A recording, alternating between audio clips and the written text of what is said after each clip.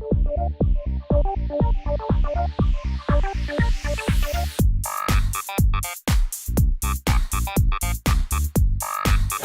T-minus 90 minutes until curtains up on the first Press Presents event. Really excited. We've got all of our speakers backstage in the green room. All of us speakers are going to be talking about how to motivate yourself, how to have better work life, how to have better life-work balance. I'm a little bit nervous to be hosting the evening. Hope I don't mess it up. Okay, see you on the other side. Next up, we have Audrey, who is coming up here. She's a chartered psychologist and author, currently practices as a development coach and training consultant, is resident psychologist in the Chrissy B Show, and speaks at national and international conferences. Her doctorate focuses on training and emotional support of customer-facing professionals, so she knows what she's talking about. Please come up here and give this crowd, give you a warm welcome. Thank you very much. Thank you. Thank you for having me. And it's absolutely wonderful to be here in such a beautiful venue. As your psychologist today, I'm going to tell you a little bit about motivation and how to make it work for us.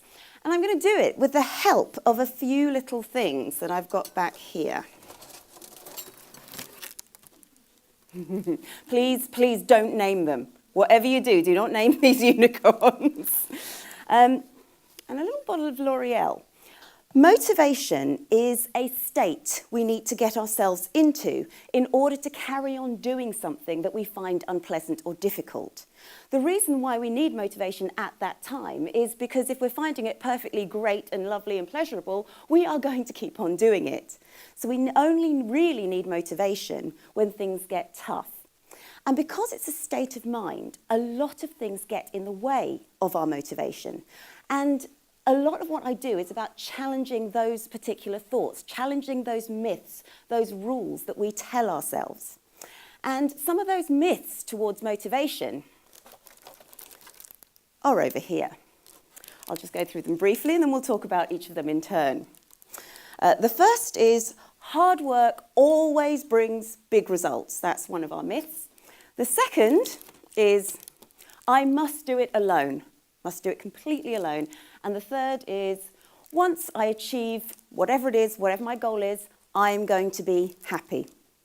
So let's take this in turn. Hard work always brings big results. Well, that's not necessarily quite true.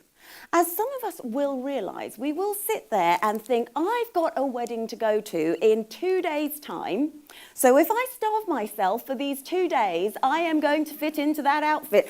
And then through all that pain I've been through, I will see the gain. Not quite like that. Unfortunately, as adults, and this is one of the worst things that we have as adult learners, we want to be brilliant at something straight away. So when we're thinking about hard work, what we're actually thinking about is a couple of hours where I've been suffering. It's not going through weeks after weeks of training, getting through weeks after weeks of things getting difficult and having to go through all of that. That's really what hard work is. So in the first instance, hard work doesn't necessarily bring big results. What does bring big results, however, is smart work. This is quite straightforward. We need to be specific. So, for example, if you want to run a marathon, then break that down into, I am going to jog for 20 minutes without stopping. It's quite a big chunk, actually, if you've not jogged before. So you need to be quite specific. That goal needs to be measurable. Well, yes, you can time it, whether you're able to jog for 20 minutes and you are doing that jogging and you are doing it non-stop, so it's measurable. It also needs to be achievable, it needs to be realistic and time-dependent. Those three come together, purely because if life is getting in your way, in other words, you want to jog for 20 minutes, but you've got work dinners to go to, you've got children to look after, you've got lots of things that stop you getting to the gym, then realistically, saying that you're going to be able to do it in a time of, say, this week, it may not happen. And then there's one more thing that you have to do. You have to work smarter. And I was trying to find a new way of putting smarter on the end, because as you can see, using an A doesn't necessarily make me look particularly smart. When you have achieved your SMART goal, you need to adapt to that change. If you've been able to run for 20 minutes or jog for 20 minutes, then build upon that, because you are now the person who can jog for 20 minutes and you can set the next SMART goal from there. Adaptability is the key to embedding change. So in the first instance, hard work doesn't bring results, but smarter work does. Number 2. I must do it alone. When we start rejecting advice, what we tend to be doing is wanting to reject specific advice. We've all got that one person who always does it brilliantly, always does it really well, and they want to tell you about it. And we don't necessarily want that person's advice. But in our defensiveness, what our brain starts doing is, no, I don't need anyone's advice. However, think of advice, not that I have to do it on my own, but just be a little bit more discerning about the advice that you're using. In other words, what you need to do is think about all of the choices that you have and see advice as a bit of a pick and mix. Professionals who've been there and done that will also give you a range of different choices and different things that may work for you. So myth number 2, I must do it alone. Not quite. Just be a little bit discerning with who you ask to help. Number 3, once I achieve something, I'm going to be happy about it. Well, let's have a think about this. If we are setting happiness as our end goal, we will never achieve happiness in the long term. The reason for this is happiness is not an achievement, it is a state. It is completely different. It's very much like motivation. Motivation is also a state. Therefore, when you think about happiness, you can be happy straight away. You don't actually need to wait until you've achieved something in order to get there. And if you are saying that when you have written your novel, or when you have become rich in that you are earning however much you want to earn, or when you have run your marathon, yes, I'm going to be happy and that's going to make my life so much better, it will give you momentary happiness, but it won't necessarily keep you happy in the long term.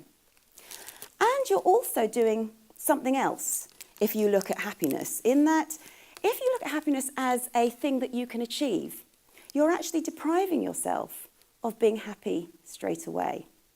So I'll let you think about that for a moment, but we'll get rid of this little unicorn. Now we've got rid of 3 of the myths against motivation, there is one other thing that is standing in our way, and it's something called guilt. We feel guilty when we were training really hard for something and then we don't go to the gym for a couple of weeks, or we've been on a diet but we cheat. And then when we feel guilty about something, we start self-sabotaging. We start saying things like, oh, well, I had that piece of cake, I may as well have the rest of the cake. So we start berating ourselves, we start telling ourselves off.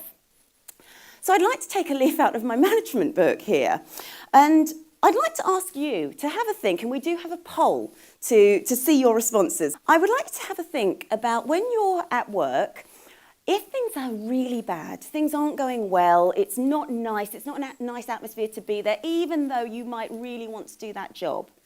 What is it that keeps you going?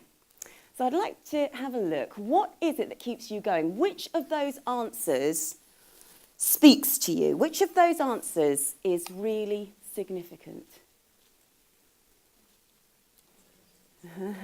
Okay. So it looks like, well, people I work with is coming out on top. The next couple are praise and acknowledgement and support from managers. What you're saying to me here is when things are really bad, what keeps you going? Are nice people, the people around you, having fun, liking those people. That keeps you going there. Also, praising. Also support. And in every single organisation I've been into, the same things come up. So why is it when we fall off that motivation wagon, when we don't do as well as we hoped we'd do, we beat ourselves over the head. Why do we not praise ourselves for getting as far as we've come? Why do we not support ourselves for actually achieving what we've achieved? What we need to do is treat ourselves in the way that you have all said you want other people to treat you. Because you can't necessarily, unfortunately, change what other people are thinking and how they're going to behave. But you can change you. And if we reframe our internal dialogue, if we say to ourselves, oh, well, all right, we slipped that time, but look how far we've gone. It doesn't matter, it's okay, well done for getting this far, let's pick ourselves up again. Be a bit kinder to ourselves, be a bit more compassionate to ourselves. We might also like ourselves a lot more too. So be kind to yourselves. And that will stop you from self-sabotaging. If you are compassionate, if you reframe how you're thinking, what you are then able to do is pick yourself up again and carry on. So, in summary, when it gets tough, remember your smarter goals. Achieve your small, manageable pieces and then adapt to the change and achieve from there. Next, help is there if you need it. It doesn't have to be specific help, it doesn't have to be a certain person, but the more choices you have, the easier you'll find something that's going to work for you. Initiate happiness right now. Choose to be happy, don't wait. And of course the last two, now be kind to yourself. Be compassionate to yourself. That will empower you, not only to be able to pick yourself up and to carry on, but in liking yourself, you're going to want to do it a lot more too.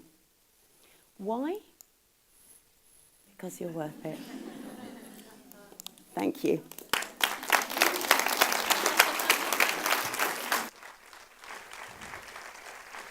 Audrey, thank you so much. That was awesome. Thank you so much for coming. Thank you, Mind, for choosing us to partner with. Thank you, all of the speakers. They've given up huge amounts of their time to come here. They are all extremely busy people. So if you can give them all a massive round of applause. And thank you all for being here this evening.